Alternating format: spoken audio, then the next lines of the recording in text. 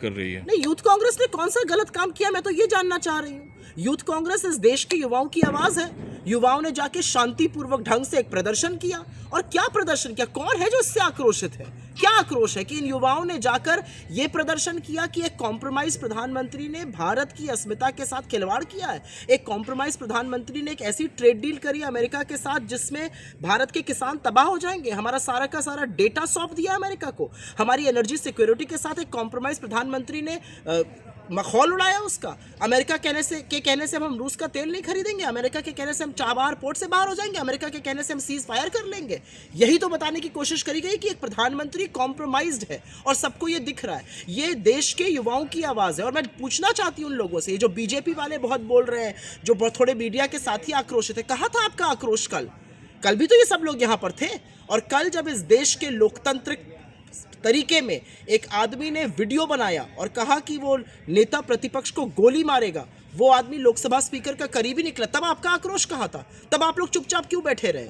आपने क्यों नहीं उस बात की निंदा करी? आपका आक्रोश तब कहाँ था जब नरेंद्र मोदी ने चीन की धरती पर कहा था कि 2014 से पहले जो भारत में पैदा होता था वो अपने आप को अभागा मानता था। आपका आक्रोश तब कहाँ होता है जब इतने बड़े बड़े गड्ढे खुदे रहते हैं और उसमें लोग गिरकर मर जाते हैं? आपका आक्रोश तब कहाँ जाता है जब दूषित पानी पीने से बच्चे मरते हैं? आपका आक्रोश तब कहाँ जाता है जब एक चुना हुआ बीजेपी का मुख्यमंत्री गोली चलाता है और उसके निशाने पर मुसलमान होते हैं? तब आपका कोई आक्रोश नहीं है। इन युवाओं ने हिंदुस्तान के हक की बात करिए। इन युवाओं ने हिंदुस्तान की जो तबाही का रास्ता ट्रेड डील से खोला गया है उसके खिलाफ आवाज़ उठाई है। पूरी शांति से किया है प्रदर्शन, और प्रदर्शन उस जगह किया जहां पर लोग उसको देखेंगे। इसमें इतना हाय तौबा क्यों मचाई जा रही है, मैं ये समझ नहीं पा रही हूँ। ये नकली आक्रोश कौन दिखा रहा है, कौन जता रहा है? वो लोग जो चीनी रोबोट लाकर इस समिट में दिखा रहे थे, वो नकली आक्रोश दिखाएंगे। लेकिन यूथ कांग्रेस पर जो एलिगेशंस बीजेपी लगा रही है, वही एलिगेशंस राहुल गांधी पे भी लगाई जाती है कि देश विरोधी ताकतों के साथ राहुल गांधी शामिल है। उसमें कई नाम लिए जाते हैं। 5 बार के चुने हुए सांसद, इस देश के नेता प्रतिपक्ष, एक ऐसा आदमी जिसकी रगों में बलिदानियों का खून दौड़ रहा है, एक ऐसा आदमी जिसकी दादी इस देश के लिए 32 गोलियां खाकर शहीद हो गई, एक ऐसा आदमी जिसके पिता की अंत्योष्टि उसको उनके टुकड़े बीन बीन कर करनी पड़ी, वो देश के लिए उन्होंने अपने प्राणों को न्यौछावर कर दिया, उसके लिए आप इस तरह की बातें करेंगे? राहुल गांधी इस देश के किसानों की आवाज़ है, इस देश के युवाओं की आवाज़ है, इस देश के उन लोगों की आवाज़ है जिनको लगता है कि आर्टिफिशियल इंटेलिजेंस में बहुत कुछ बड़ा कर सकते हैं, लेकिन हमने अपने डेटा के साथ कॉम्प्रोमाइज़ किया है। राहुल गांधी हर उस व्यक्ति की आवाज़ है, हर उस मजलूम की आवाज़ है, हर उस इंसान की आवाज़ है जिसके साथ मोदी सरकार अत्याचार कर रही है। राहुल गांधी हर तबके के लिए, हर वर्ग के लिए, महिलाओं के लिए खड़े रहते हैं और इसी से बीजेपी को दिक्कत है।